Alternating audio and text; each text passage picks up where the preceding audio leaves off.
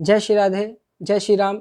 स्वागत है आप सभी का मेरे YouTube चैनल में। मेरा नाम है आचार्य आशुतोष अवस्थी। आज मैं लेकर के आया हूँ आपके लिए मानस रहस्य का एक नए वीडियो को। आइए इसी क्रम में जो हमारा क्रम चल रहा है, श्री रामचरितमानस गोस्वामी तुलसीदास जी महाराज द्वारा रचित बालकांड के 188 दोहे के प्रथम चौपाई का भाव हम लोग श्रवण कर रहे हैं। जैसे एक भाव आया है, एक चौपाई आई है, एक बार भूपत मन माही भय गिलान मोरे सुत नाही। इसको लेकर के मैं पिछले 4 वीडियोस बना चुका हूँ और आगे बना रहा हूँ। बहुत सारे भाव हैं। एक बार ही महाराज दशरथ को गिलानी क्यों हुई, इसको सुनने के लिए आप मेरे इस वीडियो से जुड़ें और ज़्यादा से ज़्यादा लोगों को इसको शेयर करें, जिससे ज़्यादा से ज़्यादा लोग इससे लाभान्वित हों। तो आइए प्रारंभ करते हैं। तुलसीदास जी ने एक बड़ी अच्छी चौपाई लिखी।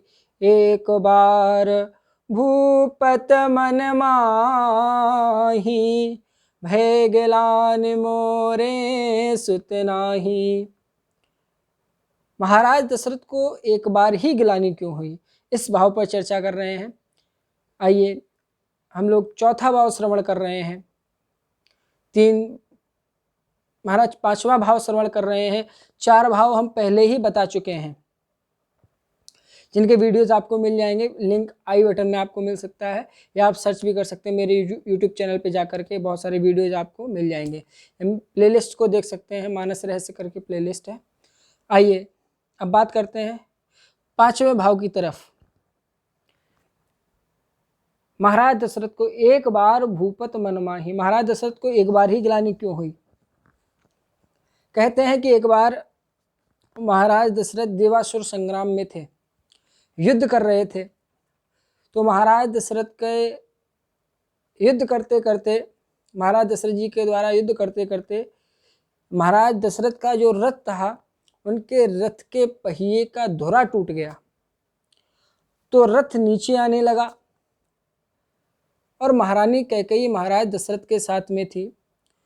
तो महाराज दशरथ के साथ में कैकेयी ने क्या किया, उस रथ के पहिए में अपनी हाथ की कलाई लगा दी, क्योंकि कलाई भी कैकेयी की साधारण नहीं है, कलाई वज्र की है। इसके लिए भी एक अंतर कथा है, चलो आप लोगों को सुना देते हैं। एक अंतर कथा है। एक बार महाराज केक के यहाँ दुर्वासा ऋषि पधारे। केक की बिटिया है कैकेयी। तो महाराज दुर्वासा ऋषि जब आए तो महाराज ने कहा, दुर्वासा ऋषि कि महाराज आज का विश्राम हमारे यहाँ हो जाए। दुर्वासा ऋषि ने कहा विश्राम तो हो जाए, लेकिन हमारी सेवा में त्रुटि नहीं होनी चाहिए, नहीं तो हम शाप दे देंगे। महाराज ने कहा कि गुरुदेव महाराज, आपकी सेवा में कोई त्रुटि नहीं होगी। बड़ा ध्यान से सुनना। दुर्वासा ऋषि वहाँ पर राजा के यहाँ विश्राम करने लगे, केक के यहाँ। एक दिन क्या हुआ, विश्राम कर रहे थे तो केक की बिटिया कैकेयी आई। ये छोटी थी, बड़ी चंचल स्वभाव की थी। कैकेयी ने क्या किया, काजल को लिया हाथ में और जाकर के महाराज दुर्वासा के आंखों में काजल लगा दिया, अच्छे से लगाया।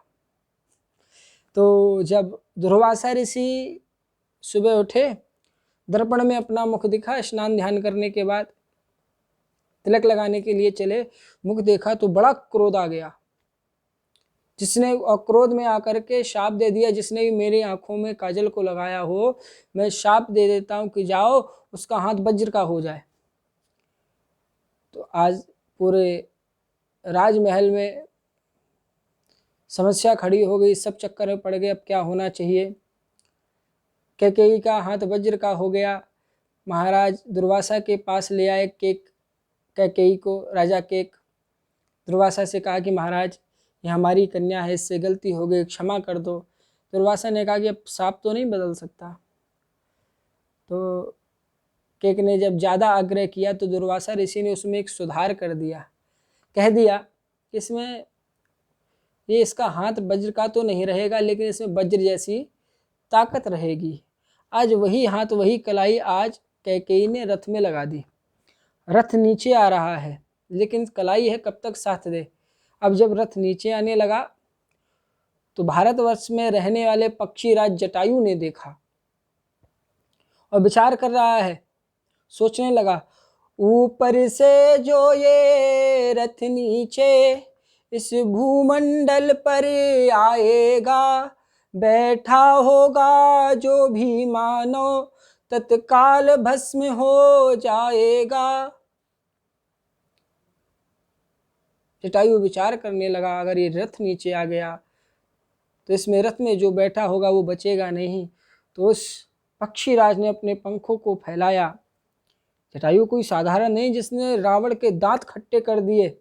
रावण भी चकित हो गया था जब जटायु ने मैया सीता को बचाने का प्रयास किया, जब रावण मैया सीता का हरण करके ले जा रहा था।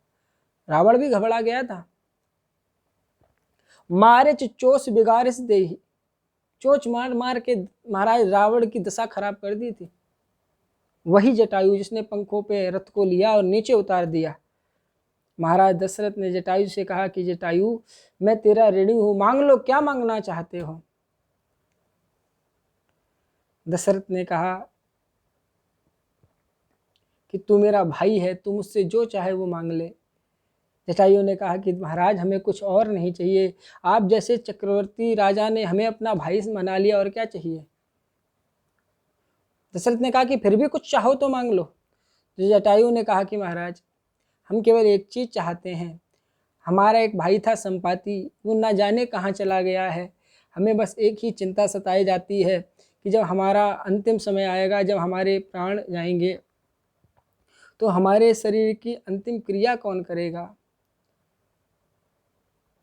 आपने जब हमें अपना भाई बना लिया तो भाई भाई में क्या बेटा। महाराज बस हम ये चाहते हैं कि आप अपने पुत्रों से हमारी अंतिम क्रिया करवा देना। महाराज दशरथ ने कह तो दिया हाँ, लेकिन जटायु को क्या पता कि इनको भी कोई संतान नहीं है। तो आज चौथापन आ गया है। महाराज दशरथ को वो भाव याद आया कि हमें लगता है हमारा वचन झूठा हो जाएगा। तो आज महाराज दशरथ विचार कर रहे हैं, चौथापन आ गया है। इसीलिए दशरथ जी ने मन में विचार किया, गिलानी हुई, एक बार भूपत मन माही, भय गिलानि मोरे सुत नाही। और इसका प्रमाण भी है, राम जी ने अपने पिता दशरथ की क्रिया नहीं की, उस वचन को पूरा करने के लिए जटायु की क्रिया की है। तही की क्रिया यथोचित निज कर कीन्ही राम। हरि अनंत हरि कथा अनंता, कहाई सुनाई बहुविध सब संता। हरि की कथाएं अनंत हैं। इसी क्रम में इस 5वें भाव को हमने सुना। अब आगे और भी भाव हैं, इनको सुनने के लिए आप मेरे YouTube चैनल को सब्सक्राइब कर लें। ज़्यादा से ज़्यादा लोगों तक इस भाव को पहुंचाने का प्रयास करें। आप सभी का बहुत बहुत धन्यवाद। जो भी भक्त हस्तलिखित कुंडली बनवाना चाहते हैं, सप्तवर्गीय खड्वर्गीय सरल जनमांक पत्रिका और श्रीमद् भागवत कथा, श्री राम कथा आज सभी के लिए आप हमसे संपर्क कर सकते हैं। नंबर नीचे डिस्क्रिप्शन में दिए गए हैं। आप सभी का बहुत बहुत धन्यवाद। जय श्री राधे, जय श्री राम।